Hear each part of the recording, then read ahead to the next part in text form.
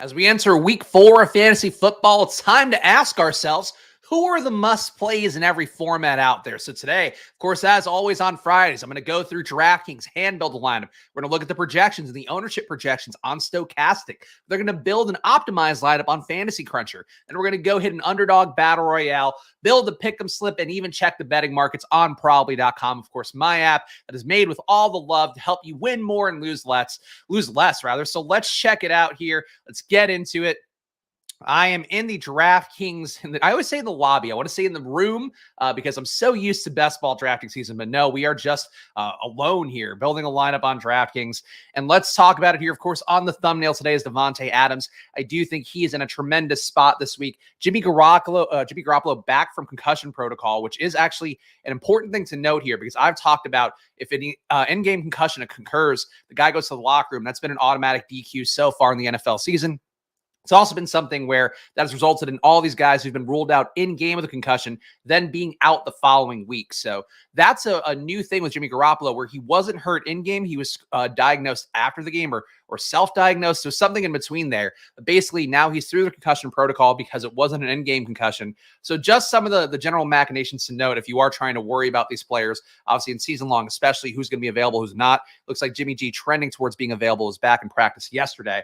But let's talk about this matchup here because the Vegas team, of course, not that good. The Chargers been looking great on the year. Losing Mike Williams certainly going to change things around defensively for teams going against them. But I do think that Davante Adams and Keenan Allen are both in a smash spot here. The issue is that both are so incredibly expensive. $8,000 salary on DraftKings for Davante Adams, $7,900 for Keenan Allen, and the projections currently look a little better for Keenan Allen. So we'll talk about the ownership in a moment here, but it does seem like a little more ownership Keenan Allen's way. I think Davante Adams, though, still a strong enough play here to justify putting in to start this build off. So Davante will be my guy here. Of course, on the year, Chargers D not very good versus the pass, 0.14 EPA per pass allowed, 0.2 EPA on throws under 20 yards, 0.92 EPA on throws 20-plus yards. So Davante Adams, I think, should be able to get what he wants here. They're also pretty bad out wide, which is where most of Davante Adams' targets are going, 0.53 EPA there. Point being is whenever you see all this stuff together, a good player going against a lot of weaknesses for a defense, that's what I tend to really value these players being important. And obviously, sometimes the game theory of that can get weird. Last week, Justin Jefferson was in a great spot,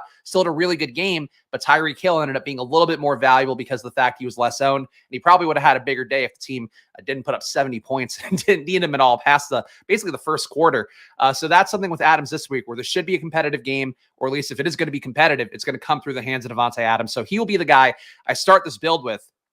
For QB, though, I do want to go there next. And shouts to the chat as well. Splash the like. GMs, we're splashing here. Shouts to all you guys hanging out with me here live. And, of course, everybody who watches after the fact as well. Appreciate you guys here as I'm back on the grind today. I got a few tweets, people asking where I was, and I had to meekly explain, oh, yeah, I had to go do a wake for my grandma. But we are back today. Week 4 waits for no man. Let's talk about Justin Fields here. So I think he is the QB that I want to go with this week. The price tag is ugly. I do think this is a bounce back spot for him against the Denver team that, as we just saw last week, a terrible defense overall. The ownership not projected to be too terrible for Justin Fields right now. Stochastic has it for 6% ownership. ETR a little more aggressive with 10% ownership for Justin Fields. But I think this is a spot where he has to get well. The total's not great, but as I talked about last week, Denver, Miami was my number 2 shootout game, and it ended up being a shootout for one of the teams, not both of them. But I think it's the same spot here again, where both defenses are pretty bad. Chicago on the year giving up a 0.3 EPA per dropback, 0.33 EPA per pass. Denver on the year giving up 0.38 EPA per dropback, 0.43 EPA per pass. Both these marks are the bottom of the league, so there should be production go around. Jerry Jeudy currently questionable with a knee injury, so we'll see. Not great for Jeudy to continue to accumulate these issues, but in terms of just the Bears side, which I'm going to focus on here, I think Fields looks good, and I also think we have to go to DJ Moore here. The price tag coming down from $5,600 on the year. Most of DJ Moore's targets are coming out wide, but he does get a few out of the slot. And good news, the Broncos are bad at both. 0.51 EPA running out wide for opposing receivers, 0.69 EPA coming out of the slot as well for opposing receivers. And then for what it's worth, a 0.3 EPA to tight ends, 0.21 EPA to running back passes. So everybody on Chicago should eat good if this offense is anything resembling a real offense. It didn't look like it last week versus Kansas City, but Denver's a lot more hospitable matchup than Kansas City. So I think a Fields single stack will be the thing we started off with here. I also, and this is a lot of money, I really like Christian McCaffrey this week, and I'm curious if we can maybe stars and scrub this enough because McCaffrey, I think, is in a pretty good spot on the week. Very high total for the Niners in this one, 29.3 implied points compared to 15.3 on the Cardinals side. McCaffrey, we all know it in regular season and see redraft leagues, you're going to play Christian McCaffrey no matter what. And DFS, though, it is very hard to find the $9,200 to play a guy like McCaffrey. But if he has a ceiling like I think he does, I do think that he's a guy worth including in here, and he might be a more valuable play in some respects than Devontae Adams because there are a lot of good receivers this week. There are not a lot of great running back spots, at least that I'm seeing so far. So to me, McCaffrey, I think, makes a little bit more sense, and we'll see what we can do around him if we can find enough value plays. I'm going to go to defense right away because I think that is one way we can perhaps get a little bit different. Would like to get a cheap defense in. Bills, Miami, I think highest total of the week. People are going to treat that one like a shootout. I do kind of wonder if perhaps that'll be a more of a defensive-minded matchup. Buffalo on the year looking very good in terms of stopping pretty much everything. Obviously, they have not played a team like Miami yet. Buffalo's defense a negative 0.45 EPA per dropback, negative 0.54 EPA per pass. They're going against basically it's a immovable object versus unstoppable force thing, where two on the other side, 0.5 EPA per pass, 0.4 EPA per dropback. Again, top marks in the league. So something's got to give here. Most likely, I think it meets in the middle. We do know that too, is sometimes can make some mistakes. And the one thing that I think could be really tough for him, Buffalo on the year against play action play is getting up a negative 1.6 EPA. And that is where Tua has feasted for the most part with his highest EPA overall, a 0.5 EPA on play action plays. So if Buffalo shuts that down, perhaps you see everything kind of close in a little bit more. I think you could see some mistakes coming to his way. So I'm going to try to put the Bills in here. This is how we're going to get away from Bills Dolphins. Obviously, Bills Dolphins, the highest total of the week. I'm pretty sure the Sims will push me towards these guys a little bit more. For hand build, I do think trying to get leverage on that makes some amount of sense. How much sense it makes, we'll find out. Tight end. Who can we get as a cheap tight end here? Because we got to save money on somebody. Gesicki, Donald Parham, not likely to do that again. Parham performing above expectation. I don't hate Kylan Granson in this spot. 3K salary is maybe not as much of a savings as you can get for compared to a $2,500 tight end. But Granson in this matchup going against the Rams on the year. The Rams, I think, is grayed out to me as a team where you could have talked me into doing an AR stack today. I think the field stack is just a much more potent potential matchup against the defense that is completely struggling so far. And maybe they see that dead cat bounce after Denver was just so bad last week. You know, they're getting browbeaten all week long by the coaching staff, by all of that, the play calling as well. They don't want to be embarrassed like that. So I think that's certainly something that can be an impact here that leads Denver to go the other way. But that said, you know, I think this matchup for the Colts, still one that's pretty good, even though it's not quite as good as that Bears one. The Rams on the year giving up a 0.34 EPA to tight ends. That is the highest mark they're allowing so far. Granson, the most involved tight end. We do see some involved from Andrew Ogletree, see some involved from Mo Alley Cox. At some point, we're going to get Jelani Woods back out there. For now, though, that's a long way to say. I'm going to put Kylan Granson in here as my tight end and try to save some more money. Another running back play that I really like this week is actually going to be a guy that I've been a little bit down on. I think I'm with the field with him on best ball teams for the most part. But DeAndre Swift, I think, is in a really good spot going against Washington. Washington on the year giving up a 0.05 EPA per rush. And as we talk about here, anytime an opposing defense is giving up a positive EPA per rush, that's just a good thing you want to attack for the most part because positive EPAs and run plays are just less likely to be found. It's mostly slightly negative because of the fact that run plays are less efficient than pass plays across everything. But Swift is running so hot right now, up to 17.3 intended touches per game. Kenneth Gainwell still involved enough that I think there comes some risk for Swift, but I think he's running well enough that it's, you know, a thing that I don't mind leading into. Only an 11% avoided tackle rate for Swift, but still something for me here where Swift's price tag is not that bad, and I don't have the faith in Gainwell overall. So I'm going to put Swift in here at 5,700, and we'll see what we can figure out. Ola Spags, yes, shouts to the chat. I see people filing in now. Appreciate all you guys hanging out with me here. First stage of the gauntlet where we try to establish the matchups that I think are most important for this main slate. So we'll get to the rest of it here. Of course, look at the projections. We'll look at ownership. We'll do all the stuff coming up here. Parham has been luck boxing TDs, but Gerald Everett has missed practice all week with illness. Oh, that's tough because Everett I really thought would be one of the guys that could benefit from the lack of Mike Williams because they do seem to trust him. And Justin Herbert, I think, really seems to trust him with some of those tough targets, in particular the ones that have to move the chains. So definitely something to watch there. I still think that Parham is not the greatest play in the world, but I could see the logic in going there. I mean, Parham on the year I think has been perfectly competent. It's just like all of his touchdowns are coming off of like play actions where everybody's selling out to stop Josh Kelly, which may not happen that much anymore, given how not great Josh Kelly has been. And of course, Austin Eckler, by the way, is still up in the air for his status. ETR does not have a projection for him. Stochastic does. So I think it's more likely that Eckler sits out one more week, given that they have their bye week next week, but we'll see how that goes. And yeah, Parham on the year. Yeah, Parham on the year is just a dude. I don't know. Nothing stands out that much about Parham besides the opportunity. All right, wide receiver. Got to find one more cheap wide receiver. Do we have a Tank Dell? Is he how much does this price come up? 4,600 for Tank Dell is not that bad. Matchup against Pittsburgh is not as tough as it used to be. I think if some people are still running away from Pittsburgh because of the fact they blitz a lot, they frankly don't get home enough given how much they blitz. They blitz at a, let's see, blitz at a 29% rate. Actually, they are generating decent pressure this year. 30% pressure rate. That has been that's been CJ Stroud's weakest spot. It also has been Bryce Young's weakest spot. Both those guys really do struggle against pressure. But CJ Stroud in the year, negative 0.96 EPA when getting pressured. That does come with a little bit of risk, but Tank, 4,600. Nico's 5,100. That does feel like a little bit of leverage against Tank. I think Tank's I don't know. I think Tank's a nice play still. I worry a little bit about this Pittsburgh D. I do think that even though they're not the Steelers of yore, again, they're still getting home, still blitzing a lot. And I think if Stroud handles the blitz well, Tank Dell's going to run hot. If Stroud handles the blitz poorly, you could see a game like what happened yesterday for Jordan Love that I warned about just on Wednesday, that a team that gets pressure, gets to Jordan Love, is going to make him have a bad day. Definitely could be the case with CJ Stroud here against Pittsburgh, but at that price tag for Tank Dell, I don't know how you would fade him. Definitely going to be a part of my portfolio, I would think, at $4,600. So we got $4,600 for one more flex spot here. Again, we're getting a little bit cheapy here, but I do really like McCaffrey, do like Adams. Honestly, you could probably swap in Keenan Allen in this lineup. I wouldn't hate it that much more. Definitely a lot of ways here that I think you can get high-priced guys who are in really good spots. And it really, to me, does feel like, again, a stars and scrubs slate where you could see three guys above 7,500 have absolutely monster days. That definitely becomes a little bit of a concern for the big tournaments out there, of course, trying to win a Millie Maker and all that. We got Adam Thielen Adam Thielen in a revenge game.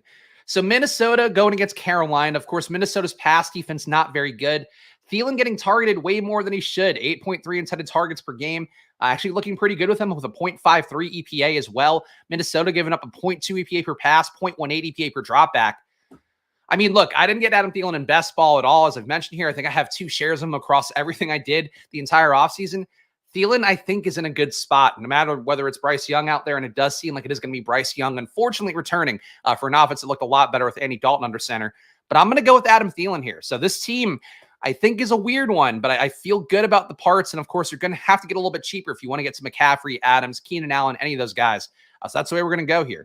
So let's put it in. Justin Fields, Christian McCaffrey, DeAndre Swift, Devontae Adams, DJ Moore, Tank Dell, Kylan Granson, Adam Thielen, and the Bills D. So, of course, the Bills D just as likely to get smoked, just as likely to give up 50 points given how Miami's running against everybody. But there we go.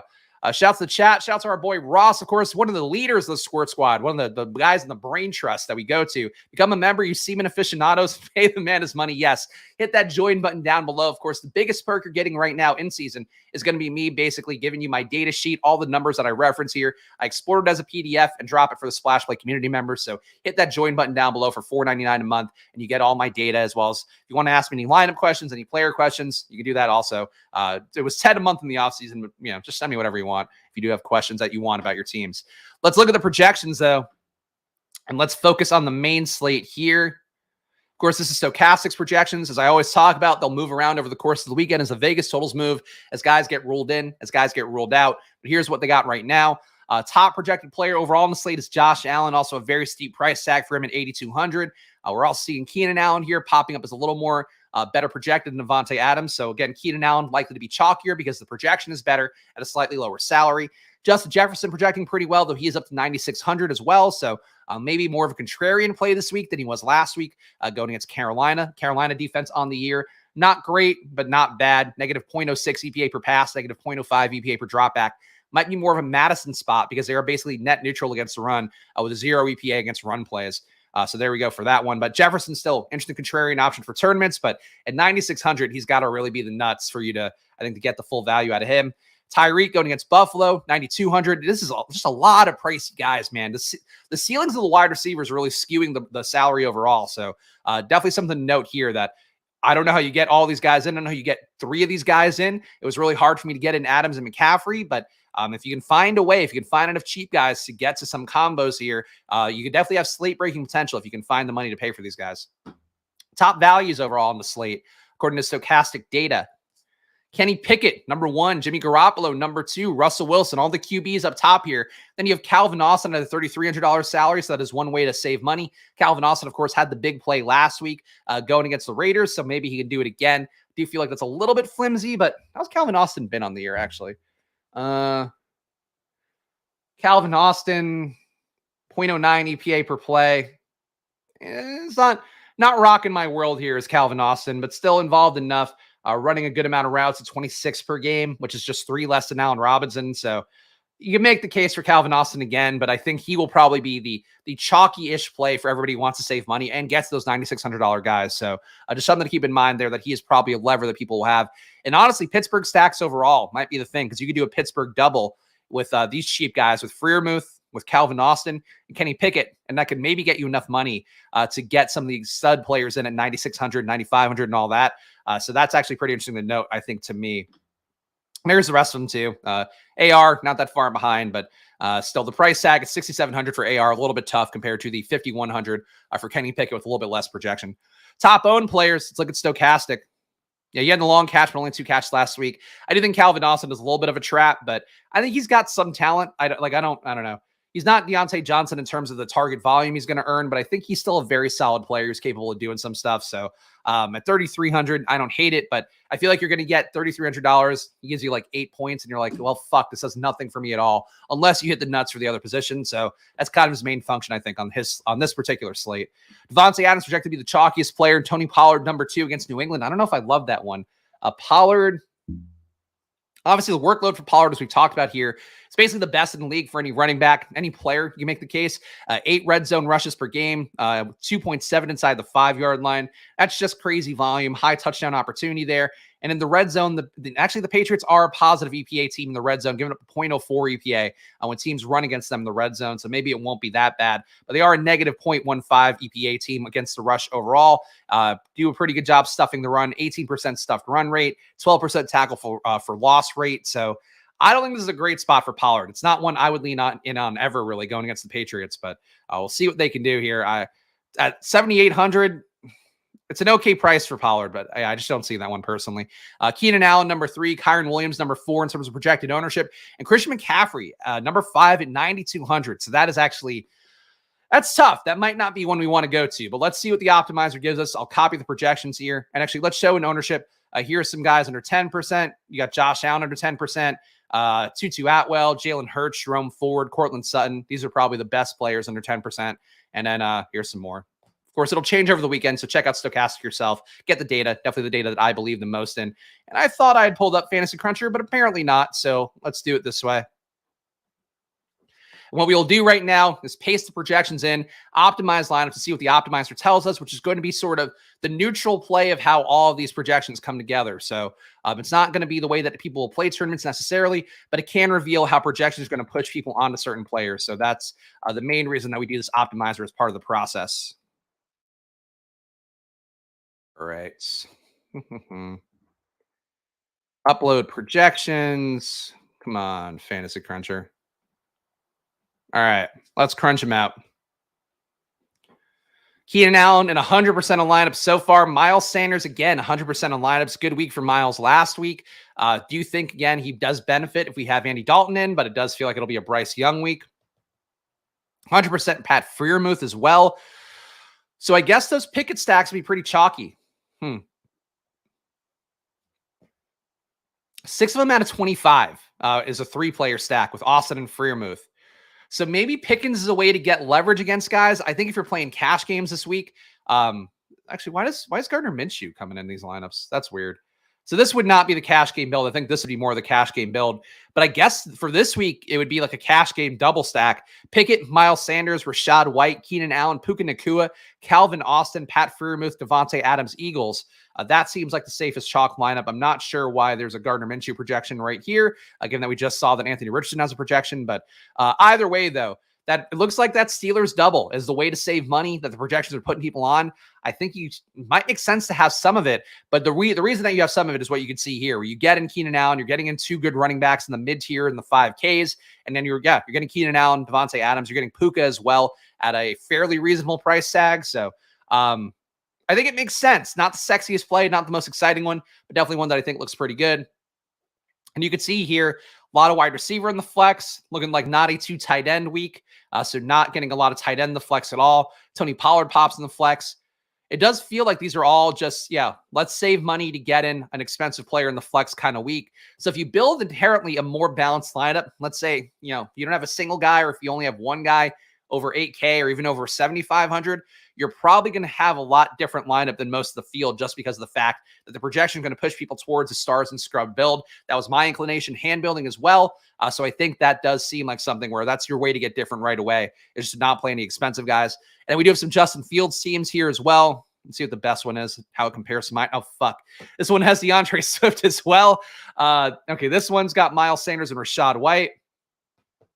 Yeah, I don't know, man. I think I built an indirectly very chalky team. So that's a pretty tough one. But either way, these were the projections tell us. So the math is there. I think the line that we built by hand aligns with the projections, perhaps aligns a little bit too closely. Though no DJ Moore, right? We're not seeing, no DJ Moore. So I got different there. Good for me. Good for me. I'm better than you, Fantasy Cruncher. That's going to be true. Shout out to Tyler as well, GM of the Squirt Squad, and asked about Parm again. So I guess Parm's going to be a popular play. I do kind of wonder if Parm gets teamed up based upon, a couple of you guys in the chat mentioning it already. Just because of the fact that, again, people know that Everett's not there, potentially. People know that Parham has scored touchdowns. So that might be one of the things where people are chasing the Parham 2-touchdown game, along with sharp players who are following the practice reports. Might flock to Parham a little bit more than expected. So it does feel like this overall is portending to be a cheap tight end week then, getting a lot of Freiermuth. People wanted to play Parham. Maybe a good week to pay up for an elite tight end, but no Travis Kelce on the slate. I don't even know who an elite tight end would be on the slate. Let's see. Oh, Hawkinson. I actually do think Hawkinson's in a pretty good spot. We didn't talk about that. I was thinking about putting him in my hand-built lineup, but Carolina the year giving up a 0.74 EPA to tight ends, which is one of the worst marks in the league. Obviously, Hawkinson getting most of his targets there. That does get a few out of the slot as well. But still, I think a nice matchup for Hawkinson, and I think he would be... Andrews too, but I don't like the matchup against Cleveland quite as much. I think Hawkinson is your lever against all the cheap tight ends. So that's a flag I would plan. If you want to really get different, again, we're talking about not going stars and scrubs. We're talking a lot of guys, 6,500, 5,600, like that kind of range there. But I think that's how you can build some really unique lineups that are still going to be well projected and have some upside. So Hawkinson, I think, looking pretty good. All right, contests here. Let's sim it out. Let me refresh because I should be logged in. No. All right. Log me in. Haha, you can't see my password. You'll never get access to my Sims. All right. Let's build out 10,000 lineups. We'll use their default stack exposures, which again are I think made to represent the field a little bit more. So 25% unstacked, 45% QB plus 1, 25% QB plus 2, 5% QB plus 3. It includes opposing player in 25% of them. That feels okay. QJ could be the ultimate lever to all the Palmer Keenan chalk. He only needs a few big plays designed to get him going. Maybe sees more usage in a blowout. Maybe. I like Quentin Johnson as a player coming in. I do think there's been enough bad reports about him apparently being a little slow to pick up the offense. They just felt like they wanted to bring him along slowly overall because of the fact that, like, physically he still is lacking a few things. He was really great after the catch last year in terms of avoiding tackles and also breaking big plays. But he also definitely struggled in some facets of the game that I think the mentals might not be all the way there for him yet. So I would be hard for me to say he's the guy that's going to break out necessarily, but this is his best shot to do it in just terms of the pure volume of it all. I would rely more on, I'd rely more on Keenan, obviously, even at the high price tag. I would also think if Eckler's not going again, you could talk me into getting some more lost money on Josh Kelly just because the matchup, again, Vegas basically average against the run, 0 EPA on those plays, not stuffing the run too much. I guess a 19% stuff run rate's pretty good, but you get juked a lot in tackles. So 20.5% avoided tackle rate going against this Vegas D. So could be a week for Josh Kelly, but the usage is so bad for him that I don't want to actually advocate for that out loud. Let's simulate these lineups. I believe it's 28% in the Millie Maker going to first place. So we'll go, let's do 25%. We'll keep it like this. We'll see how that goes for this week. Going to run the simulation here. Of course, if you're not familiar with what we've done the last few weeks or with Stochastic Sims, what they do is they build those 10,000 lineups. Of course, those are meant to be ones that represent the field's ownership. Then what they do is they have those 10,000 lineups compete against each other 40,000 times. So the Sims do not know ball like us humans do. They do a good job representing what a field's going to do and what it's going to look like. So will determine what the sims are telling us here. And then one way to get different is going to be basically on the sim is just to try to get leverage on players that are not coming up a lot, but still have lineups that have positive ROIs. So that's something you can do on a sim as well. Andy Dalton was the Millie Maker winning QB last week. He was a player where basically was not coming up as a popular part of the sims, not coming up in those top 150, even maybe top 300 lineups. They still did have some positive ROI lineups out there because he was so cheap. Adam Thielen was so cheap. The stack with them combined was so cheap that it allowed you to get in a lot of the stud players from the other big games that everybody was targeting. So that's how to kind of think about viewing the sims more so is don't just take necessarily what it gives you at face value, but try to use it to determine, okay, here's these things that everything is going to be viewed as the most profitable situations. How do I get leverage on that? How do I get different? How do I get some of the best parts of that while building something else different that has upside? So keep that in mind. People got some early birthdays coming up. Yes, we're entering my birthday month too, guys. So strap in. Of course, October, Spags birthday celebration month. But no, shouts to all the birthday boys. Shouts to Tyler. Shouts to everybody who's having a fun weekend here. The weather here on the East Coast has been so gross. We had to drive back from New York yesterday after all the stuff and just getting a downpour of rain. So I don't know. If you get some nice fall days coming up here, take advantage of them. All right. Let's favorite the top 150 and see what the exposures are. Top ROI lineup has Jameis Winston in it, which is pretty fun. James Cook, Rashad White, Stephon Diggs, Rashid Shaheed, Michael Thomas, Pat Freiermuth, Keenan Allen, and the Eagles. I honestly haven't looked enough at New Orleans this week. I mean, there is a chance. It is a revenge game for Jameis going against his former team in Tampa Bay. Derek Carr with the AC joint sprain, not expected to go. Matchup against Tampa Bay, they are terrible against the deep ball, 2.3 EPA on deep plays. I guess you could play some shares of Jameis. Man, that is not one. I honestly wasn't even my radar to think about playing Jameis, but Jameis in the Saints is not the same as Jameis on the Bucks was, where on the Bucks, he was my favorite fantasy QB because he would just throw it deep, 550, 600 air yards per game, just giving guys shots to make big plays. On the Saints, he's been a little bit more of like gigantic Drew Brees, where they've been forcing him to check down a little bit more than you'd want to see. But this matchup does behoove him perhaps to get it downfield. So Jameis, I guess, could be an interesting player. And again, you can play these lineups if you want to. If you want to pause the screen and just take these lineups, you can play them. They are going to move around over the course of the weekend. Last weekend, some players really moved around, so just keep that in mind here. Your mileage may vary if you do just take lineups from a Friday here, doing these sims.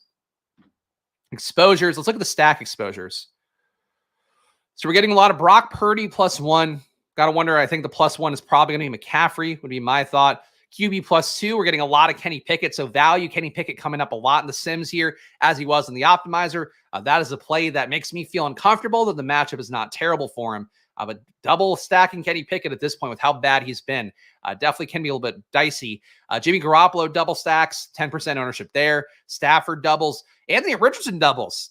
All right. Love to see that. And then Kenny Pickett. So Kenny Pickett looks like the sim QB of the week. Matthew Stafford not far behind. Jameis also pretty well represented in terms of the highest ROI lineups. But these look like an interesting week for QBs. So we are not seeing not a lot of Miami Buffalo.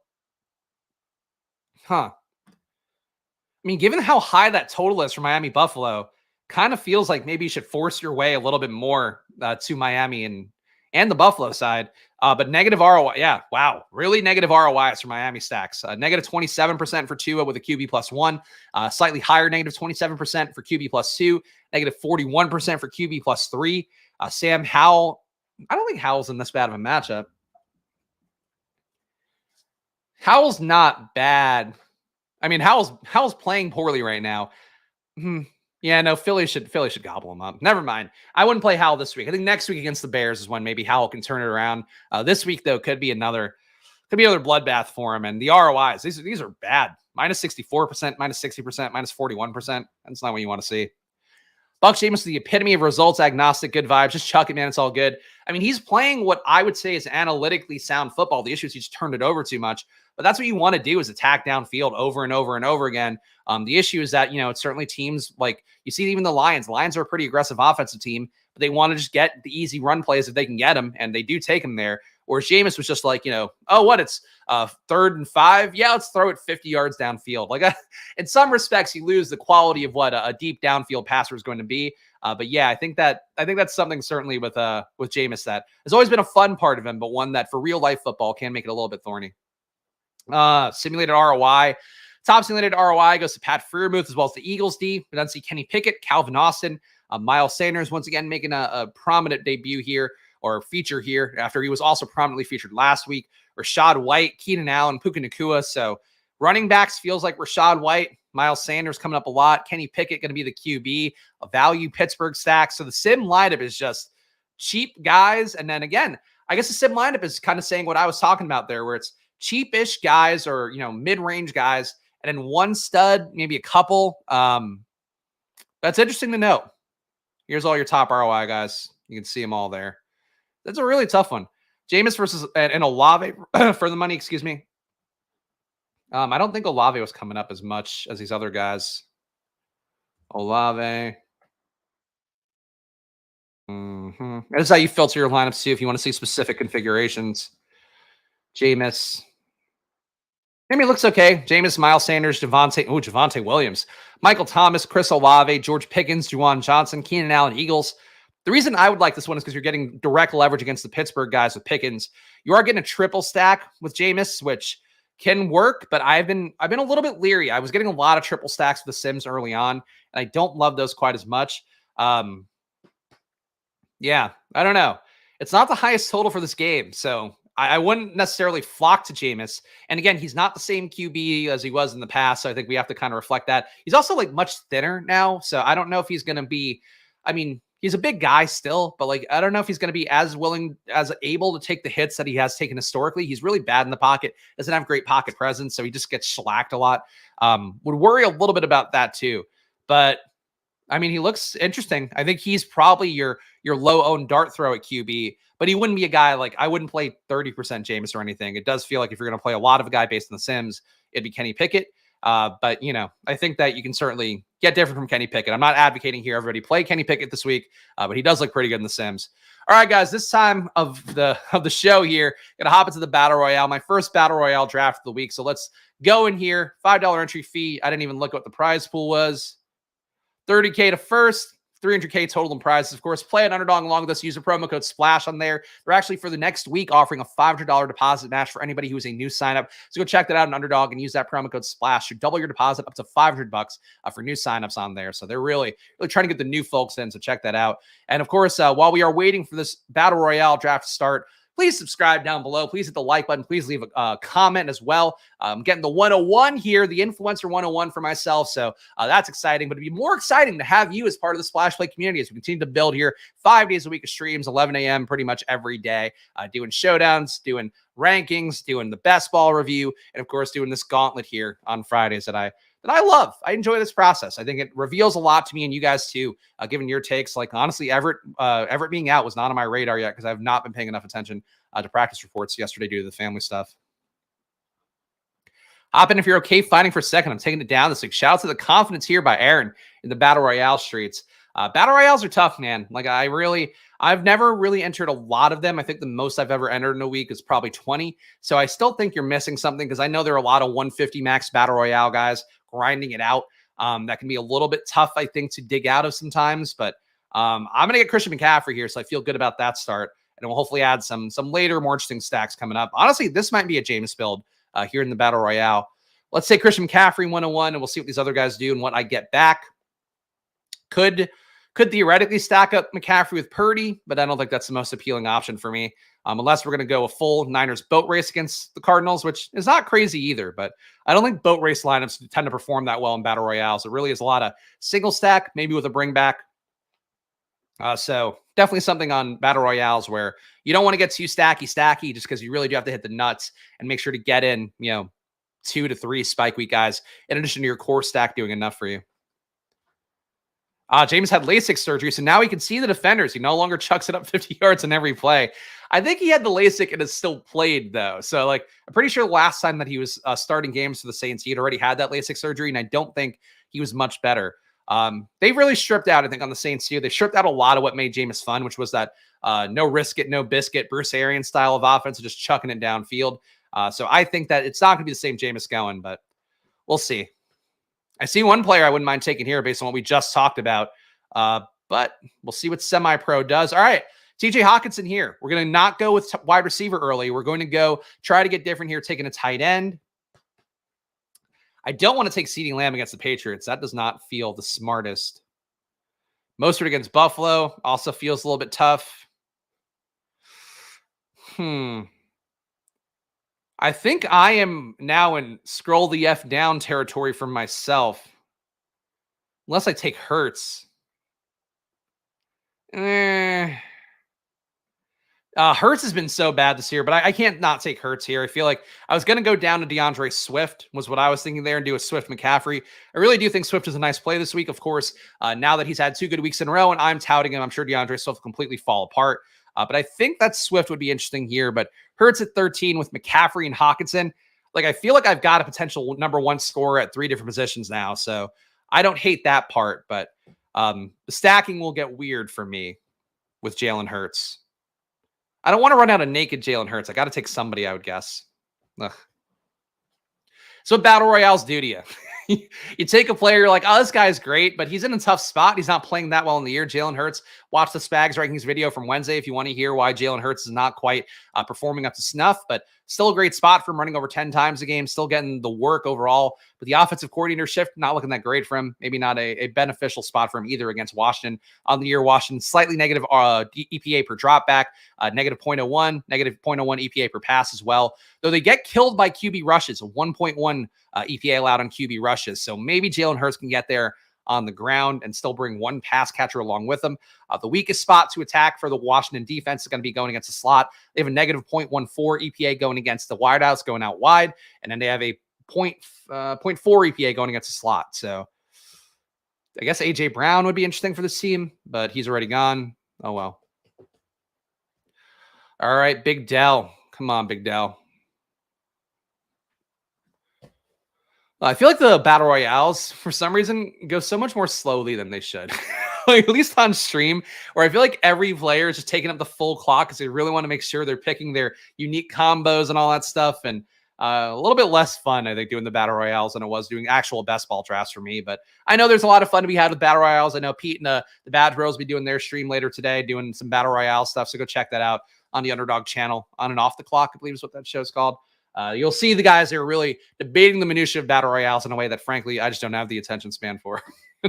Jalen Hurts. Devontae went already too, huh? All right, so this guy's got the Philly double with Justin Herbert. Good move, dude. Crushing it.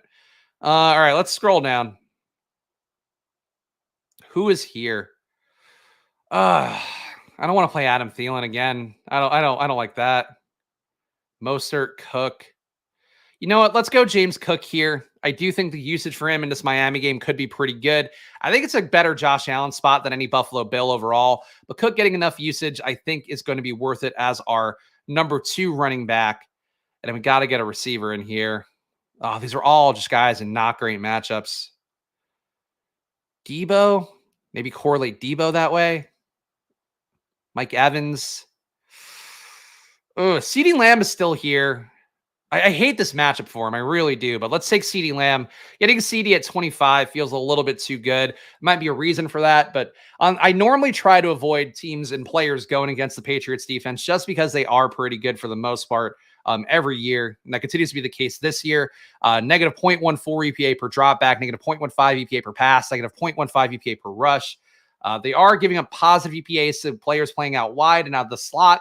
That is where most of CD's targets are. Pretty even split between the slot and going out wide. 13 targets for him out of the slot, 9 out wide so far this year. Yeah, I guess you could talk me into going CD here. I think the ADP value is the main thing, but I don't love that. Is Debo even playing? I believe he is trending towards going. I know Ayuk is playing already, practicing in limited fashion, but we'll see with Debo. He's got like a rib issue and a knee issue. Maybe, honestly, with the matchup being against the Cardinals, you could see them hold him out. And I guess if that were the case, Brandon Ayuk might look a little bit better. Where's his ADP at, actually? Ayuk is going late in Battle Royale, so I wouldn't mind taking a late stab on Ayuk. And actually, that might be the guy that I go with here. So we could try to capture all of that production for the Niners. Unfortunately, I think I have to go naked Jalen Hurts here because we did not have Devontae Smith fall back to us. Of course, the guy with Justin Herbert had to take both Eagles. That's how you win a Battle Royale, is not correlating your QB with 2 stud receivers. But yeah, I think that Ayuk benefiting this week after Debo benefited last week would be a pretty interesting little wrinkle for that team. A lot of good guys still on the board. Mike Evans, of course, historically has struggled against New Orleans because of Marshawn Lattimore, though he does occasionally have breakthroughs with that. And this year, this might be a bad spot for Mike Evans.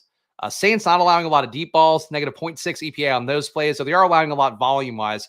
8% deep shot rate, of course, 20-plus air yard throws, but they're defending them well.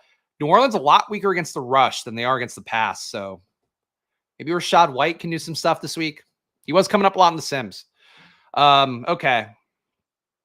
Let's go Ayuk. We'll pretend that Debo's not going to go, or we'll say that Debo's not going to go, and we'll go Ayuk here to 35.1 ADP. So the ways that we got different in this one would be CeeDee Lamb coming 8 picks after ADP. Then we also got Brandon Ayuk. So the team that I drafted in this Battle Royale, Jalen Hurts, Christian McCaffrey, James Cook, CeeDee Lamb. Then you can't see Ayuk here, but I did draft Ayuk and TJ Hockenson. Hockenson, I think, a very nice lever on DraftKings again. Underdog, he's just a good play.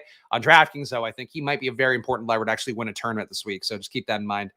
Patrick Mahomes does seem like they have a prop here, or a over under, a higher lower. God damn it. One day I'll get the phrasing right for Underdog Pick'ems. They have a higher lower here that is their boosted one. So you can get 0.5 total yards for Patrick Mahomes. So there's an easy win for you. I won't put that in ours, but that would be a good one, obviously, to flesh out any 5-pick build in Underdog. And of course, if you are building Underdog, try to make it 5 picks, just because that is going to be, it's going to lower the probability you need for every single individual pick. So just keep that in mind. Yeah, Dameon Pierce, that's the giveaway sweepstakes one. I personally still wouldn't want to bet Dameon Pierce on anything, but there we go.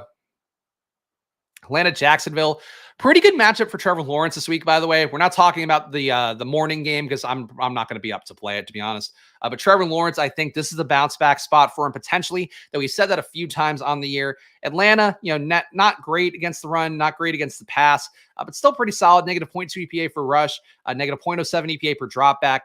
67% catchable ball rate. You know what? This might not be a get well spot for Trevor Lawrence after Trevor Lawrence has failed in every situation. I am not going to go to Trevor Lawrence in this build.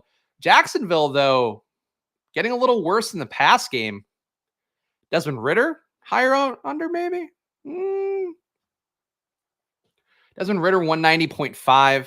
Oh, I should have pulled up probably for this one so I could check the market lines. The best thing you can do for yourself with these pick'ems on Underdog, by the way, is checking the market lines. I would advocate using probably for it. What you can basically do is sort by each game, check for the players, find out what the market lines are saying probability-wise. If the probability is at 58% or more, you should probably take the pick'em every single time. If it's like 55 or so, you can take it and put in any pick'em and feel pretty good about it. But just something to keep in mind there. Yeah, the ways I'm avoiding this London game this week. That's how I feel about every London game. It's tough, though. Kyle Pitts, I think his only good game ever has been in a London game. So, you know what? Let's have some fun. Let's do that. Kyle Pitts been due in terms of air yards, been due in terms of everything. Let's take the higher on Kyle Pitts, 33.5 receiving yards. Can I justify that analytically? No, I cannot. Negative 0.14 EPA allowed to tight ends by the Jacksonville defense. Kyle Pitts, though. Kyle Pitts is running bad, guys. I mean, shocking to hear. So let's take the higher on Kyle Pitts. He is a top guy in terms of air yards. He's a top guy in terms of many other metrics that normally matter but never correlate well for old Kyle Pitts. Let's go. Let's see what Devontae Adams' line is. Oh, we don't have any Devontae? Huh. Okay. No Devontae live. Keenan Allen. 84.5 receiving yards for Keenan Allen feels like stealing, and also like Steving, I suppose. All right, hold on. What is his market line? Chargers. Checking to see what the markets have the prop line for Keenan Allen at, but 84.5 feels very low for how well he's been playing and the concentration of targets you would expect for him. It's 85.5 on the markets with a 50% hit rate, so that's not going to be quite a 58% probability, but I think that's a pretty solid higher to hit. So I will take Keenan Allen higher on 84.5 for myself. Who else do I like this week? What's McCaffrey's props? 78.5 rushing yards. Let's see what the Niners have. 49ers. I think the McCaffrey props, I like the rushing prop the most, just seeing this number. Yes, receiving prop under 27.5. Yeah, the markets have him over 79.5 at a 49% probability. So the math probably comes pretty similar. but I'm okay taking the higher here. Anytime you can get a 1 yard difference overall, like underdogs lines are very sharp for all the pick'em stuff. So anytime you find the market line being a little bit lower, I'm willing to go and kind of, yeah, I think that makes sense. So McCaffrey, higher on 78.5. Who else do I really like this week? Fields. Oh, I put it in the wrong screen. Bears. Fields here. Fields redemption spot. Oh, here we go. The luminaries coming in. Copper Price is the man who's qualified twice for the Fantasy Football World Championships on Underdog. Shout out him. He'll be going to the Dog Bowl and I guess duplicating himself and going to the Dog Bowl again. Shout out our guy Copper Prices again. Pete gave the shout out this morning to in his email, of course, the P.O. Box email, which he does a great job with every Friday. I was talking about how many wins there have been for the Deposit Kingdom guys so far this year. And all of you guys have been really grinding it out. I think the work is shown for all of you. So kudos to what you guys have all been doing. Fields. Let's see. Oh, Fields is a 54% on his interception over. Under 58 point. So the interception over might be the best one. Oh, I don't like that. I hate taking a higher in interceptions. All right. Justin Fields, higher in 0.5 interceptions. Maybe that's just part of what the flow is. I still think he's going to have a better game than not against Denver, but that could be Denver regressing positively, is just getting a pick off of Justin Fields after getting smoked last week.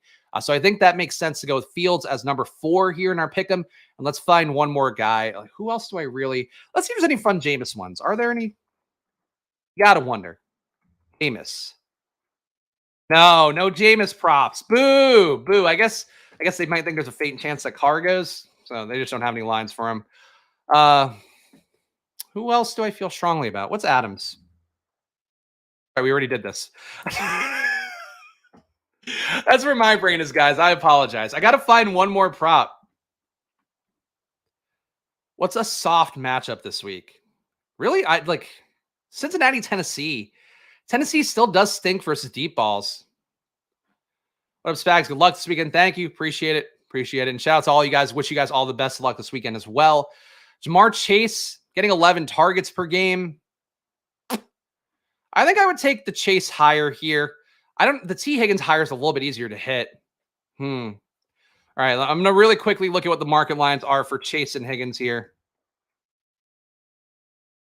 I think Tank Dell lines are too low. Zach Moss overs.